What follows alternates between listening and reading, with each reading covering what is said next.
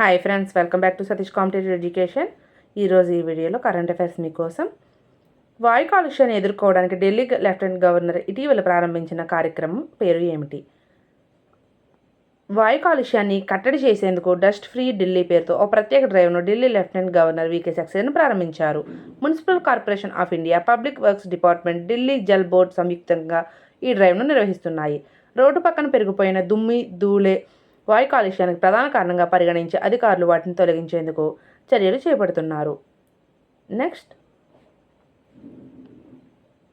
Global innovation ఇండెక్స్లో 2024 భారత్కు 39వ స్థానం. భారత్ ఈ ఏడాది గ్లోబల్ ఇన్నోవేషన్ ఇండెక్స్ జాబితాలో 39వ స్థానం నిలిచింది. 2015లో 81వ స్థానంలో నిలిచిన భారత్ క్రమంగా తన స్థానాన్ని మెరుగుపరుచుకుంటూ వస్తుంది. ఇక సెంట్రల్ అండ్ సదరన్ ఏషియన్ రీజియన్లో ఇండియా నెంబర్ 1గా నిలిచింది. Next, Paramrudra super computers launch చేసిన మోదీ.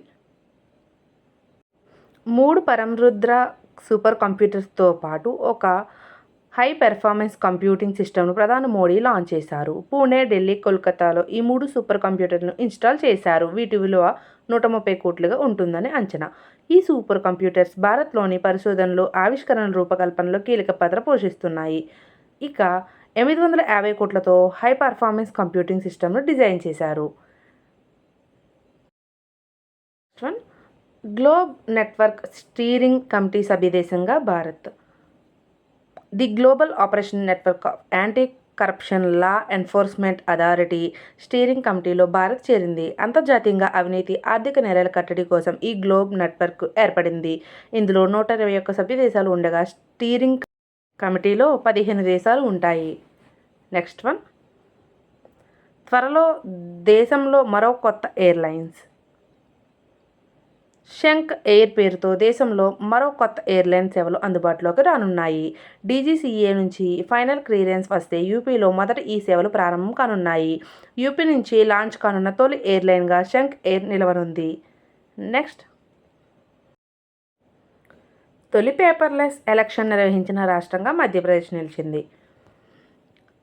దేశంలోనే తొలి పేపర్లెస్ ఎన్నికలు నిర్వహించిన రాష్ట్రంగా మధ్యప్రదేశ్ నిలిచింది. భోపాల్ జిల్లాలోని రతువా రతన్పూర్ పంచాయతీలో ఇటీవల జరిగిన బైపోల్లో ఆ రాష్ట్ర ఎన్నికల కమిషన్ పేపర్లెస్ బూత్ను ఏర్పాటు చేసింది. భారత్లో తయారైన తొలి కంప్యూటర్ ఏది? ఈ క్వశ్చన్కి ఆన్సర్ తెలిస్తే వెంటనే కామెంట్ సెక్షన్లో కామెంట్ చేయండి. అలాగే మా ఛానల్కి సబ్స్క్రైబ్ చేసుకుని పక్కనే ఉన్న బెల్ ఐకాన్ క్లిక్